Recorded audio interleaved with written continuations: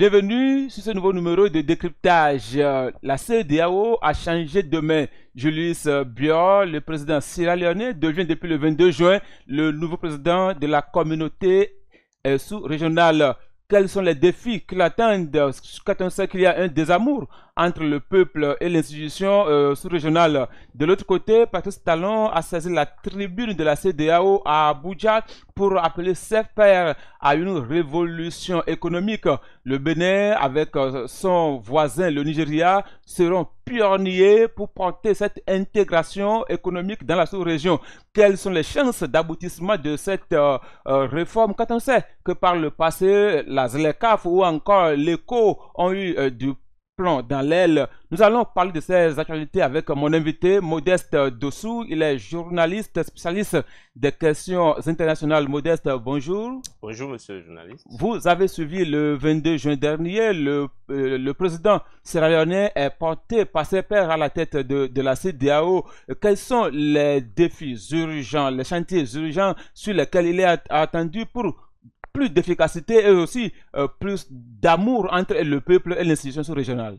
Oui, merci. Et je pense que vous l'avez déjà dit, vous avez déjà parlé déjà des chantiers. Et les chantiers qui attendent le nouveau président de la CEDEAO, c'est de faire en sorte que le peuple se sente un peu plus impliqué dans cette organisation.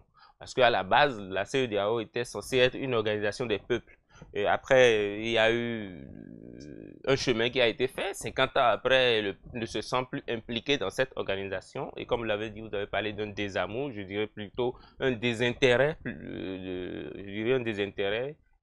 pour cette organisation. Donc, Julius Bior va devoir travailler à ce que le peuple se sente plus intéressé. Et pour cela, je pense que lui-même, il a évoqué 4 priorités. Il a parlé de la sécurité régionale, il a parlé de l'intégration régionale, il a parlé aussi de la politique, hein, je crois, il a parlé des questions de politique, du retour à l'ordre constitutionnel et aussi de dialogue avec les autres pays de l'AES, le Mali, le Niger et le Burkina Faso, pour voir la possibilité d'un retour à l'organisation ou la possibilité d'une coopération entre ces deux organisations désormais. Donc, je pense que les priorités sont là et c'est au nouveau président maintenant de savoir comment travailler pour atteindre ces objectifs que lui-même il s'est fixé lors de sa prise de fonction. Quand on sait que le Sahel surtout est menacé par les actes terroristes depuis quelques années, quelles sont aujourd'hui les armes dont dispose la CEDEAO sous le leadership de son nouveau président, bien sûr, pour pouvoir combattre ces sans foi ni loi? Oui, je pense que monsieur le président de la CEDEAO doit désormais travailler à une intégration. Ce n'est pas forcément d'abord une intégration économique, mais une intégration dans tous les secteurs, pas que économique, dans tous les secteurs, entre les pays de la CEDEAO et en tous les pays de l'Afrique de l'Ouest désormais. Parce qu'il faut faire en sorte que toutes les nations travaillent ensemble sur le plan sécuritaire.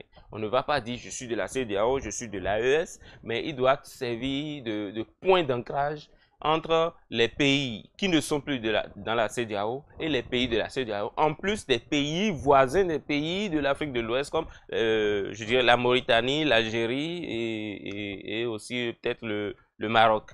Donc, la Libye, voilà, la Libye, il doit encore faire en sorte quand même que la CEDEAO devienne une organisation plus solidaire envers les nations membres et envers les autres nations. Pour cela, il faut que Julius Bior, déjà la force en attente de la CEDEAO, soit opérationnalisée, soit revue, soit travaillée de sorte que ce soit une force plutôt efficace, une force qui travaille de façon à ce que les pays membres de la CEDEAO qui auront besoin de cette force puissent se sentir, comment dire, protégés par une force en attente à laquelle ils participent aussi. Après, il faudra aussi qu'ils travaillent à ce que les pays voisins, par exemple, quand je prends le Niger et le Bénin, qui sont dans une difficulté, ça fait partie des défis que le nouveau président de la CEDEAO doit relever, c'est-à-dire faire en sorte qu'il y ait une sorte de coopération bilatérale entre les pays voisins déjà de l'Afrique de l'Ouest et une coopération entre la CEDEAO et l'AES. Faire en sorte qu'il y ait une coopération sécuritaire parce que sans cette coopération, le terrorisme ne sera jamais vaincu. Donc il faut une union sacrée autour de cette lutte-là. Vous l'avez évoqué tout à l'heure, une coopération entre la CEDEAO et les pays de l'AES. Est-ce qu'on peut espérer un retour, comme on le dit, de l'enfant prodigue? Je veux parler des 3 pays de l'AES au sein de la communauté sous le leadership de Julius Bior. Bon, sous le leadership de Julius Bior, je ne sais pas. Peut-être dans 20, 30, 40 ans éventuellement, si entre-temps les pays de l'AES se sentent plus impliqués, se sentent un peu que leur lutte est la même que la CEDEAO. Si les deux organisations reviennent sur un même terrain d'entente, peut-être que l'un ou l'autre, il pourrait y avoir réintégration de ces pays-là. Ça veut dire que l'AES pourrait disparaître ou soit il pourrait y avoir une autre organisation que la CEDEAO, on ne sait jamais. Mais sous le leadership de Julius Bior, je pense que ce n'est pas évident.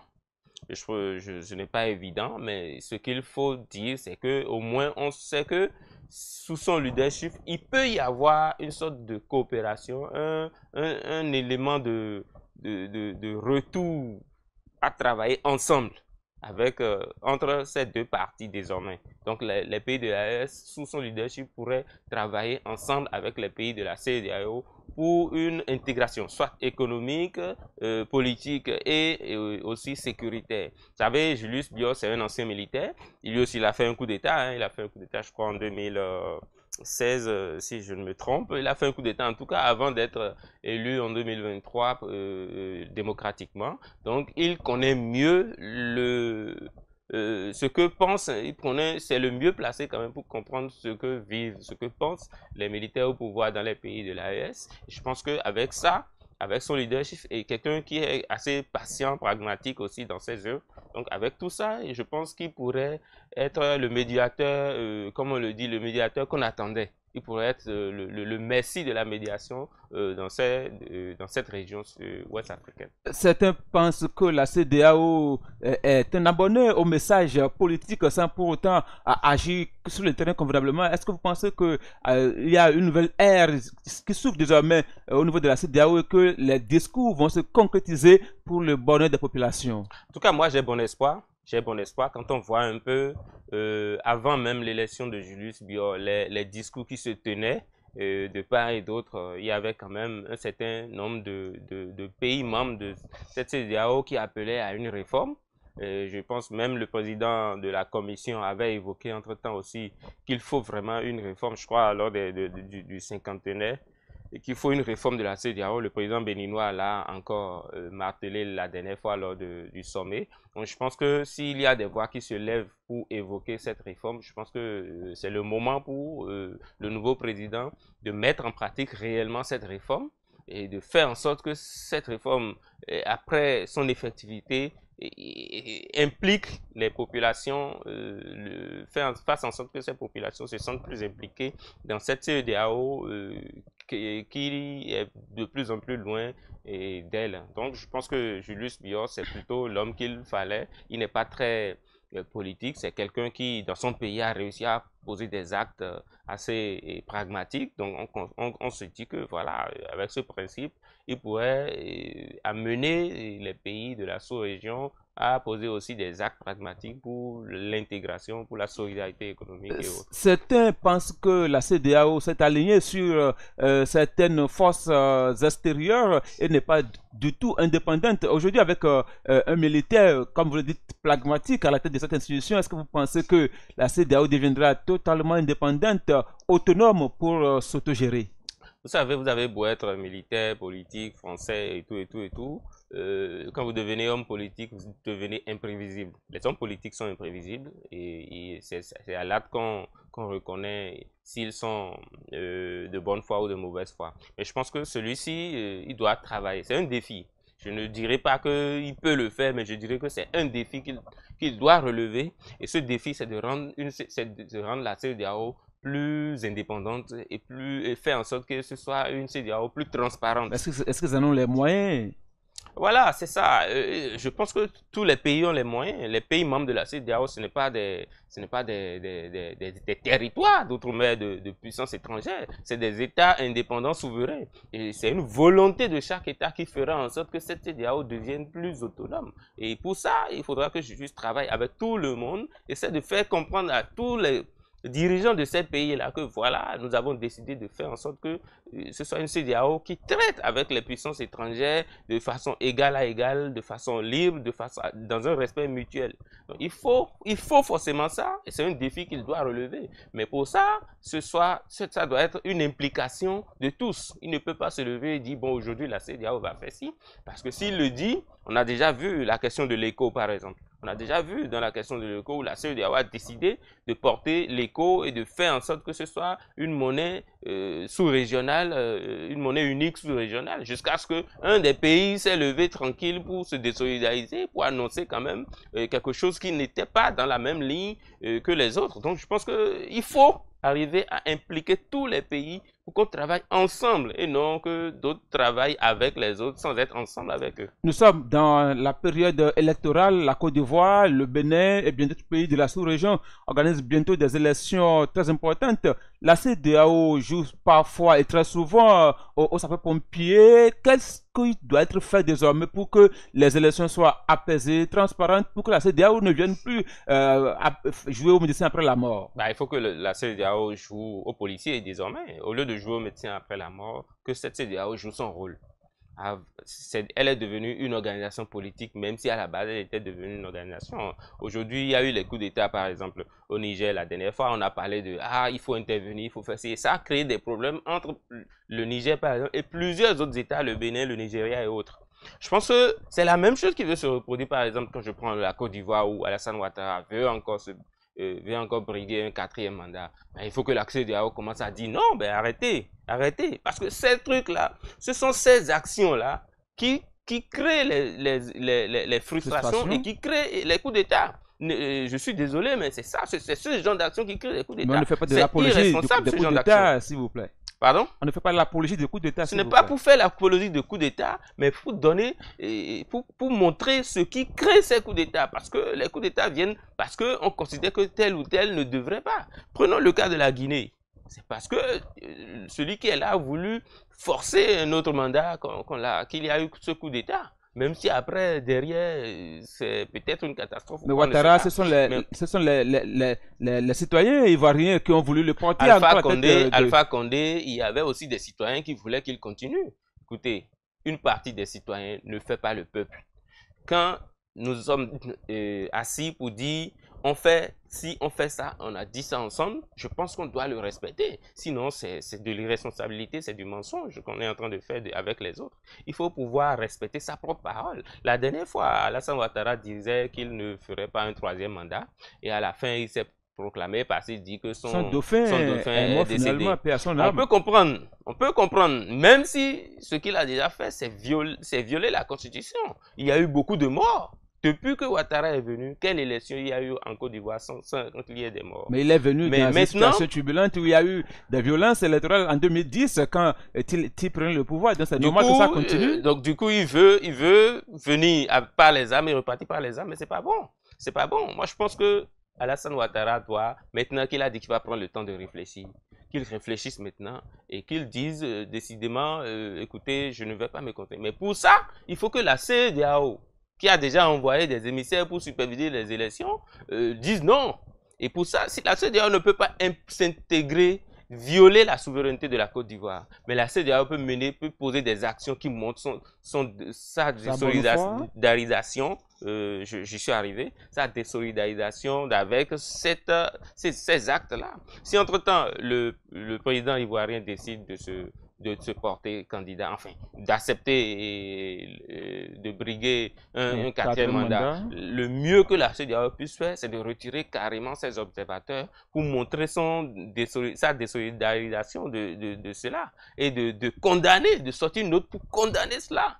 La CEDEAO a les moyens de mettre la pression à ces différents membres pour qu'ils condamnent cela. Et s'ils continuent, le pays devrait être suspendu de ça. C'est un coup d'État aussi. Est-ce que les tests de la CEDEAO lui permettent de jouer ce rôle? Bah forcément, parce que c'est le même rôle que la CEDEAO a joué quand il y a eu le coup d'État au Mali, au Burkina Faso, en Guinée et au Niger. Il a même fallu avoir une intervention, mais il n'y a pas eu d'intervention finalement. C'est le même rôle. Ce que fait le président ivoirien, je suis désolé, mais c'est un coup d'État institutionnel. C'est un coup d'État institutionnel depuis 5 ans. Donc je pense que la CEDEAO doit faire son travail. La CEDEAO doit faire en sorte de montrer l'exemple, de mettre la pression sur les dirigeants qui ne veulent pas respecter leur constitution.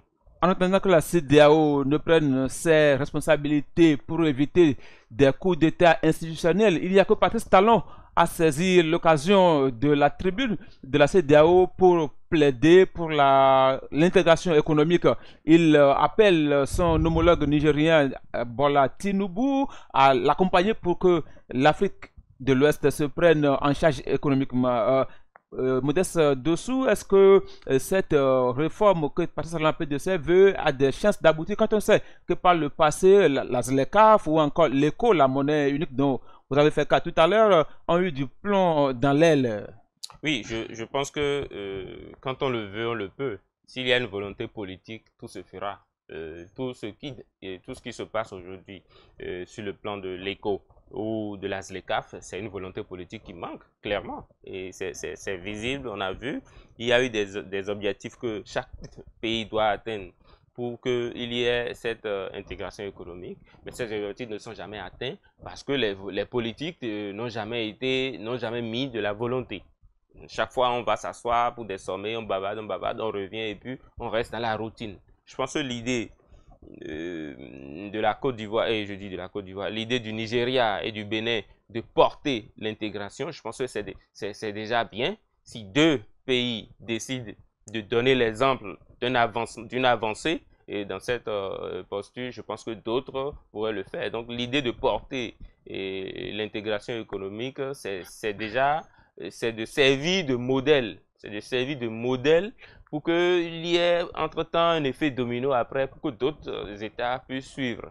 Donc je pense que c'est une très bonne idée si le Bénin et le Nigeria arrivent véritablement à mettre en place ces réformes-là pour qu'il y ait véritablement, parce que déjà entre le Bénin et le Nigeria, il y a une forte, quand même, il y a une forte intégration, il y a un chantier économique énorme qui est là. La plupart du temps, c'est vrai que c'est le secteur informel, mais maintenant, avec les réformes, ramener tous ceux qui sont dans le secteur informel, dans le formel, de sorte à faciliter les échanges entre les deux pays. Ça, c'est une bonne idée. Mais pourquoi ne pas commencer par une phase pilote entre les deux pays pour un bilatéralisme d'abord avant de penser au multilatéralisme que prône la CEDEAO? Mais je pense que c'est le bilatéralisme, ça, le Bénin et le Nigeria, qui ont décidé de travailler ensemble. Donc je pense que c'est déjà... Non, les deux pays décident de porter, d'être les pionniers, de porter la réforme au niveau de la CEDEAO. Ce que nous voulons en tant qu'État, par exemple, je suis le Nigeria, ce que je veux, j'ai décidé de faire en sorte que les pays de la région ouest africaine, par exemple, décident de commercer ensemble. L'idée de la CEDEAO, c'est ça aussi, l'intégration économique. Mais ça n'a pas vraiment marché à cause du manque d'infrastructures, la différence des réglementations et aussi, quelquefois, les barrières de monnaie, de langue et tout. Donc, l'idée de l'intégration depuis 50 ans n'a jamais abouti. Si le Bénin et le Nigeria décident de mettre en place un système, malgré la différence de langue, par exemple, et de réglementation, de mettre en place un système pour pouvoir mieux échanger de façon formelle, je pense que c'est une bonne idée. S'ils y arrivent, c'est fini. Il n'y aura plus de raisons ou de barrières qui puissent empêcher les autres pays d'y arriver. Ce serait un modèle. C'est ça l'idée de porter l'intégration. C'est-à-dire qu'il y a eu une intégration voulue qui n'a jamais eu lieu. Maintenant, deux États ont décidé de faire véritablement forme d'intégration au-delà du bilatéralisme, du caractère bilatéral de leur relation. Maintenant, de porter une forme d'intégration. Et à partir de là, d'autres pays pourraient suivre, ainsi de suite, ainsi de suite. Ça pourrait faire un effet domino. Il faut forcément partir d'un exemple pour faire souvent certaines choses. Donc, je pense que c'est une bonne idée. Quand on sait que l'ECO avait de fortes chances d'aboutir, mais qu'à un moment donné, son alignement sur l'euro a fait que ça n'a pas abouti. Aujourd'hui, quelles sont les chances d'intégration économique quand on sait que la plupart des pays de l'Afrique de l'Est dépendent toujours du colon? Oui, pas dépendre du colon, peut-être dépendre des tests coloniaux. Voilà, on dira ça comme ça, dépendre des tests coloniaux. Mais quand on prend le cas de l'éco aujourd'hui, la plupart du temps dans les médias, surtout dans les médias, désolé, occidentaux, c'est que les pays francophones, les pays anglophones ne sont pas d'accord avec les pays francophones sur la question de l'éco. Mais ce n'est pas forcément, ce n'est pas ça. Ce n'est pas ça. L'éco avait bien avancé et il y a eu un sommet, c'était juste après un sommet de la CEDEAO où on a évoqué quand même les différentes manières d'y arriver. Je crois que au stade où on avait annoncé l'arrimage de l'éco à l'euro, c'était seulement le Togo, je pense, hein, qui faisait des efforts pour arriver, pour atteindre l'objectif prévu. Je pense que ça devrait être le Togo, si je ne me trompe. Mais si les autres pays aussi travaillaient à atteindre l'objectif, je pense que ça aurait pu être réglé et puis on ne parlerait plus de francs CFA, Naira, CD, etc. Aujourd'hui, on parlerait d'une monnaie unique des pays de la CEDEAO. Mais entre-temps, il y a un des pays membres de la CEDEAO qui a décidé de porter tout seul voilà, une monnaie au nom des autres.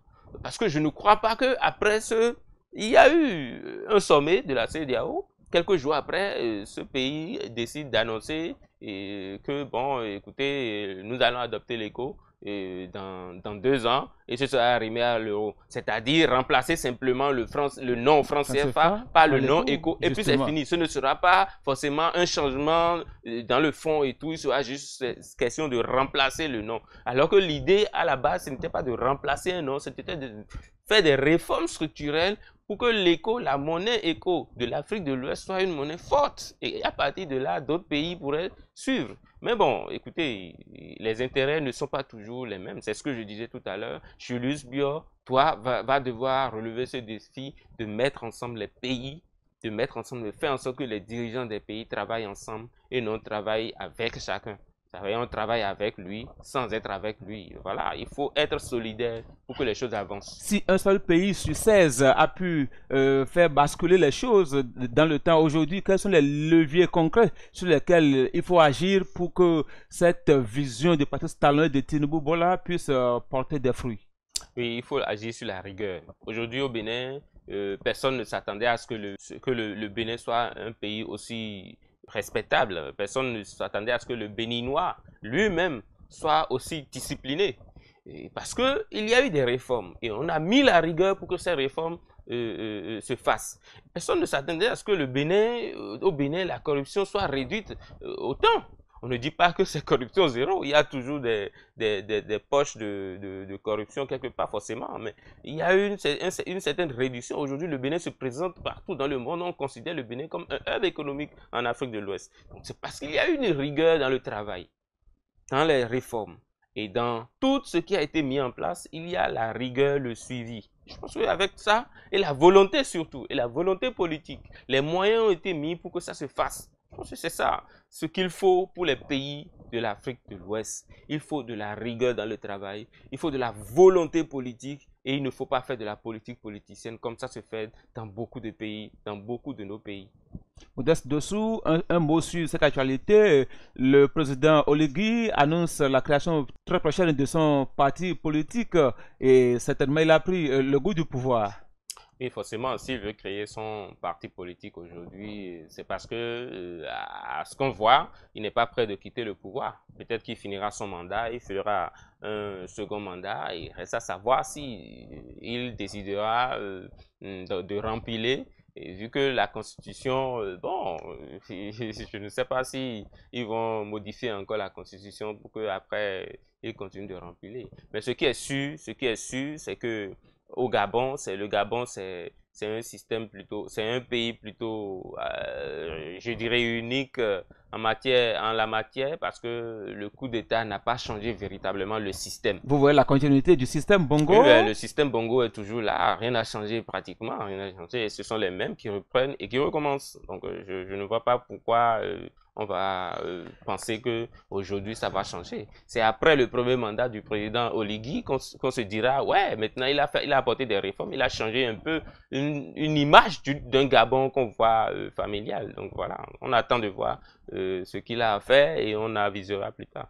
Modeste Dessous, merci. Avec vous, nous avons parlé de la CEDEAO qui change demain et de la révolution économique qu'appelle Patrice Talon de Toussèvres. Nous avons jeté un regard sur la politique au niveau du Gabon. Chers amis internautes, merci de nous avoir suivis et à la prochaine.